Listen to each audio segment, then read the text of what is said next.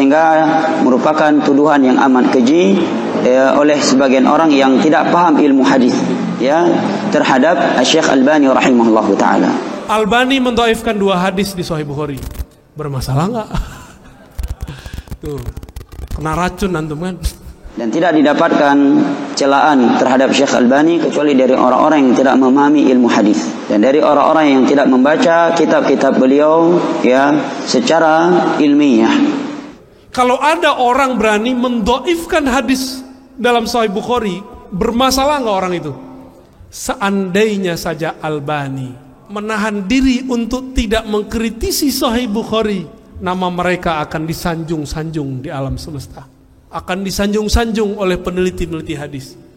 Cuma sayang, nafsu meneliti kadang lebih besar daripada kearifan. Syekh Albani pun bernafsu mendhaifkan 2 hadis di Sahih Bukhari. Itu hadisnya dahsyat lagi ya.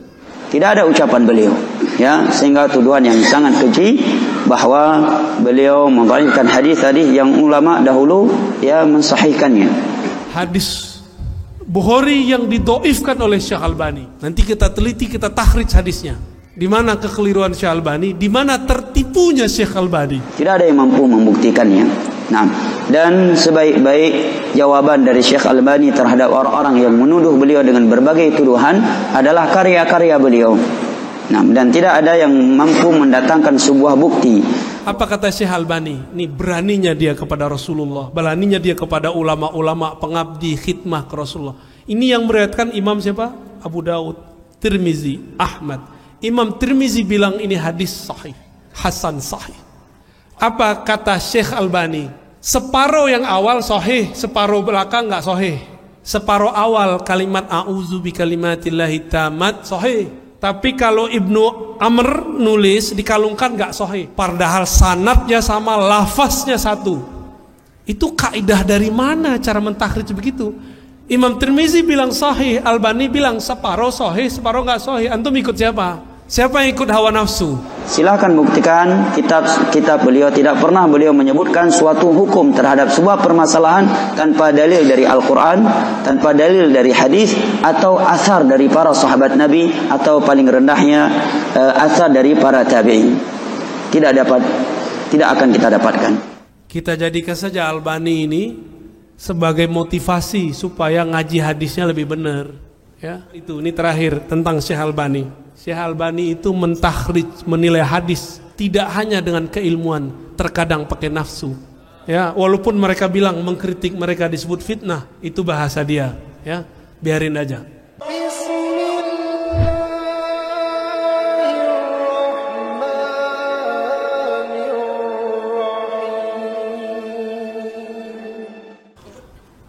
Syekh Albani ini peneliti hadis yang rajin.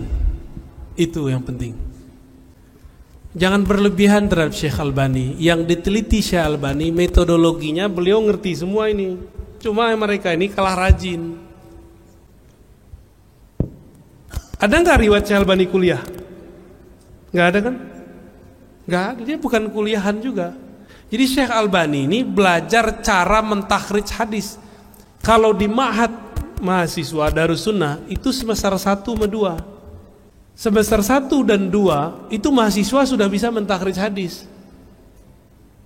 Kalau mahasantri mahasiswanya udah bisa, kira-kira dosennya bisa nggak? Meremnya bisa kita takhrij hadis itu. Mudah takhrij hadis itu. Dan kami merasa kami tidak berhak mentakhrij hadis. Kenapa? Ada ulama terdahulu yang sudah mentakhrij hadis. Kalaupun sekarang kita mentakhrij, meneliti asal usul hadis, itu disebut mentakhrij, kita kemudian melakukan komparasi metodologis. Makanya di Ma'had Darussunnah di Jakarta, itu satu hadis kalau diteliti bisa setebal ini. Tadi kita sudah bahas ya, bisa setebal ini hasilnya. Satu hadis diteliti. Syekh Albani satu hadis cuma beberapa kalam. Hadis ini sahih, hadis ini tidak sahih. Di beberapa kitab yang lain disebutkan, di dalam rawinya ada fulan, rawi ini tidak sahih, rawi ini fi muskilah fi wa, gitu doang. Ini cuma nukil aja. Itu biasa teman-teman, ini biasa, ilmu standar. Ilmu standar orang belajar ilmu takhrij, bukan ilmu hadis namanya. Jadi ilmu hadis mustalah, istilah. Ada namanya ilmu takhrij. Orang menengah belajar hadis namanya ilmu takhrij. Apalagi di zaman ini, semua nama-nama rawi, nama-nama periwayat yang kita tulis kayak tadi, Al-Khallat, Yahya bin Khallat, ya. Ada Ibrahim ibn Nafi'. Itu sudah ada semua. Tinggal dicari, selesai. Namun kita tidak perlu untuk mentakhrij lagi. Antum masih kurang yakin dengan takhrij Imam Bukhari? Ini sahih kan nih? Kalau berbeda Albani dengan Al-Bukhari, ikut siapa? Serius? Kalau ada orang berani mendoifkan hadis dalam Sahih Bukhari, bermasalah nggak orang itu? Serius? Serius? Albani mendoifkan 2 hadis di Sahih Bukhari, bermasalah nggak? Tuh, kena racun antum kan? Guru kami Dr. Badi Said Al-Laham, murid Syekh Nuruddin Itir, mengatakan dalam disertasinya, seandainya saja Albani, termasuk Sidi Ahmad Ghumari, Abdullah Ghumari disebut, seandainya Ghumariyin dan Albani wara' menahan diri untuk tidak mengkritisi Sahih Bukhari, nama mereka akan disanjung-sanjung di alam semesta, akan disanjung-sanjung oleh peneliti-peneliti hadis. Cuma sayang, nafsu meneliti kadang lebih besar daripada kearifan. Syekh Albani pun bernafsu mendoifkan 2 hadis di Sahih Bukhari. Itu hadisnya dahsyat lagi ya. Nantilah ada waktu, nanti ingetin saya Ustadz, hadis Bukhari yang didoifkan oleh Syekh Albani. Nanti kita teliti, kita takhrij hadisnya. Di mana kekeliruan Syekh Albani, di mana tertipunya Syekh Albani. Kira-kira yang tertipu Al-Bukhari atau Albani? Serius? Yakin? Masa Al-Bukhari ketipu, ya enggak? Albani gurunya enggak nyampe 10. Itu kalau di kitabnya ada salah satu orang yang nulis tentang tarjamah Albani, gurunya cuma sebutkan 3. Ditambah guru ijazah 1. 5 lah ya sama bapaknya. 5 lawan ini punya guru 1.700, gimana? Tapi kita nggak boleh benci Albani, ya. Kita jadikan saja Albani ini sebagai motivasi supaya ngaji hadisnya lebih benar, ya. Gitu aja Pak ya. Maka saya sangat apresiasi ada kajian hadis Sahih Bukhari, Sunanul Mus. Ada gesek-gesek dikit, udahlah dibuanglah itu, ngaji hadis saja Pak. Kalau disebut nama Rasul masih mau tengkar. Mau diakui jadi umat Muhammad gak? Sallallahu alaihi wasallam. Ya ini kita kan banyak benderanya tuh macam-macam lambangnya di belakang kepala antum. Gesek-gesek dikit udah lupain. Disebut nama Rasulullah, hilangkan semua ego kita. Ya, nggak disebut-sebut lambangnya, udahlah biarin aja sih. Di akhir zaman ini ego orang pada tinggi.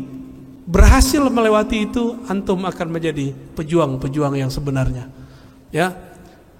Terus yang kedua tadi Syekh Ibnu Taimiyah. Kajian tentang Ibnu Taimiyah sudah banyak saya kaji. Setiap kapan baru itu prioritin mulu sama Al-Nofi, Albani. Ya, silakan dilihat lagi Pak. Pendek cerita, Syekh Ibnu Taimiyah bukanlah ulama salaf. Dia ulama khalaf. Apa arti khalaf? Ulama yang ada setelah masa salaf. Tahun berapa wafatnya? 728. Tadi saya nanya kepada para asatis, Ustaz, Syekh Ibnu Taimiyah itu dianggap keliru oleh ulama 4 mazhab di zamannya. Kira-kira mereka waras, bodoh atau pintar? Ulamanya. Ulama yang mengatakan Ibnu Taimiyah ente keliru, mereka waras gak? Mereka bodoh atau alim? Mungkinkah 4 mazhab ini berkumpul untuk bodoh berjamaah? Mungkin gak? Kan gak mungkin.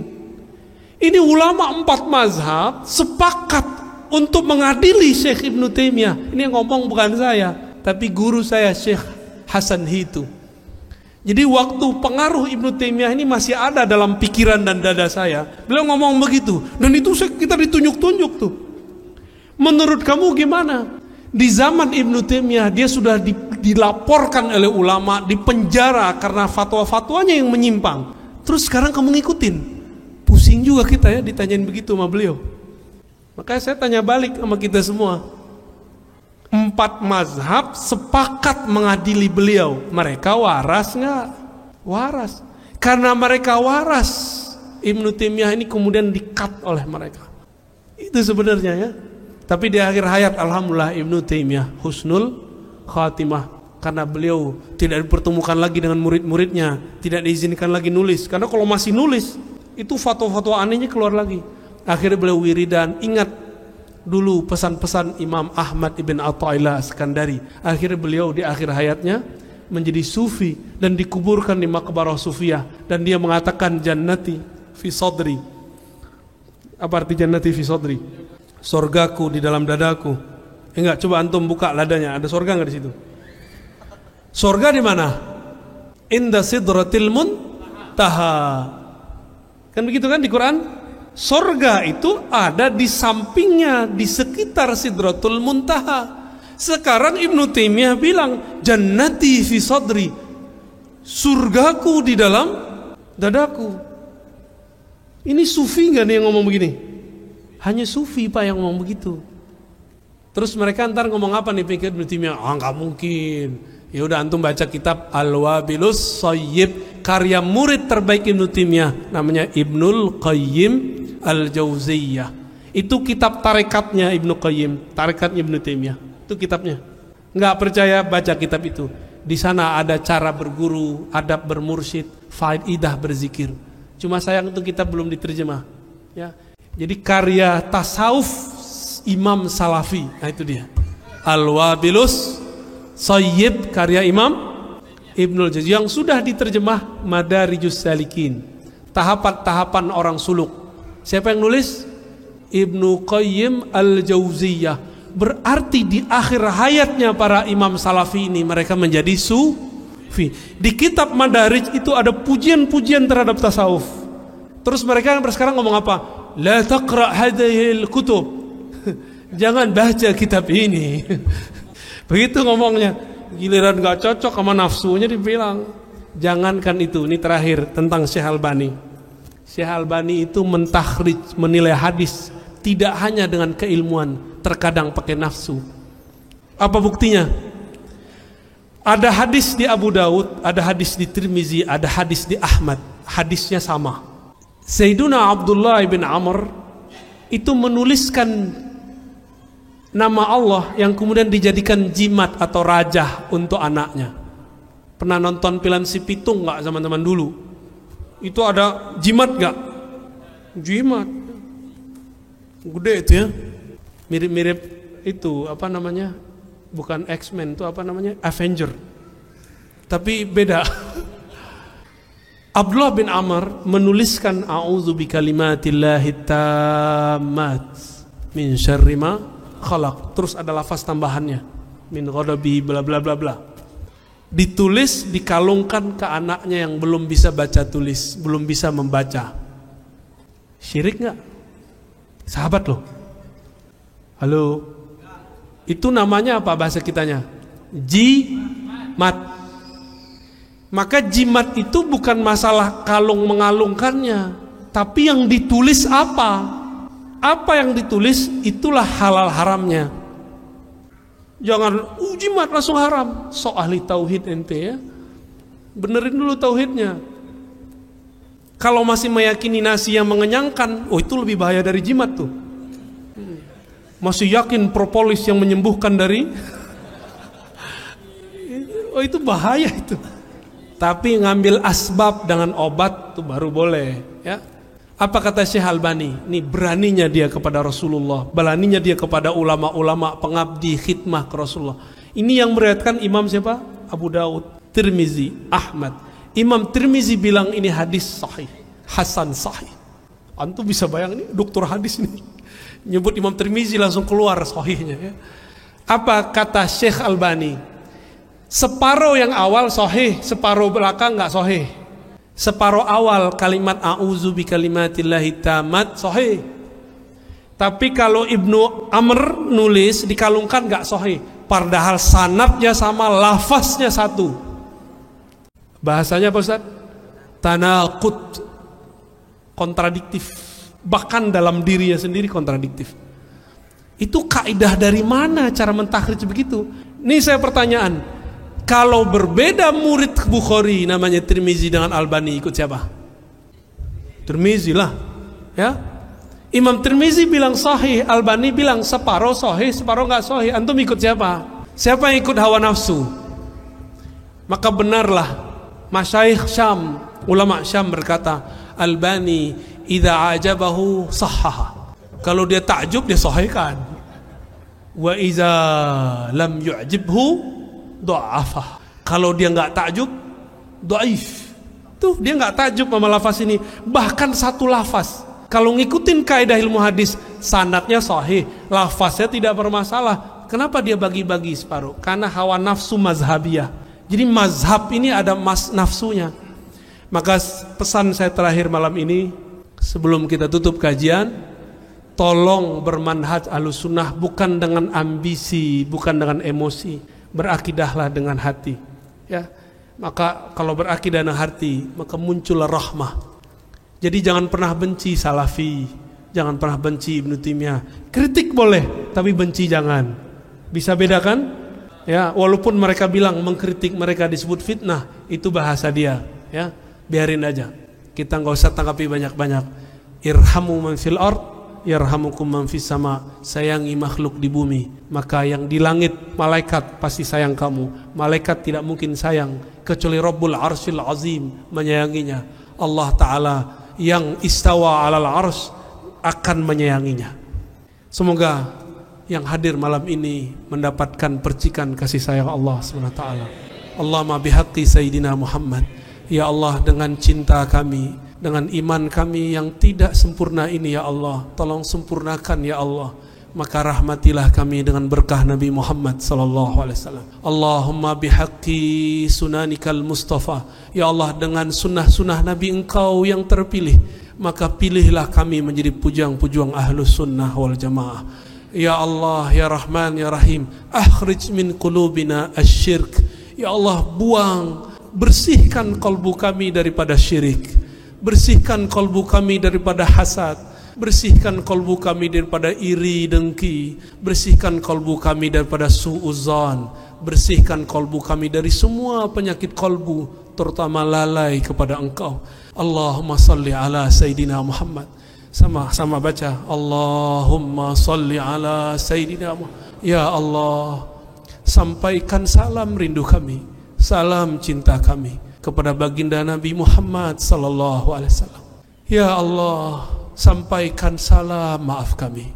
Kami umatnya tapi tidak serius mengikutinya. Kami umatnya tapi tidak sungguh-sungguh ittiba mengikuti ajarannya. Tapi tetapkanlah kami ya Allah berjuang di jalan Nabi-Mu ya Allah, mati dalam husnul khatimah. Rabbana atina fid dunya hasanah wa fil akhirati hasanah wa qina adzabannar. Wa sallallahu ala sayyidina wa maulana Muhammad wa ala alihi wa ashabihi wa li baitihi wa dzurriyyati ajma'in. Walhamdulillahi rabbil alamin. Subhanakallahumma wa bihamdika asyhadu an la ilaha illa anta astaghfiruka wa atubu ilaik. Assalamualaikum warahmatullahi wabarakatuh.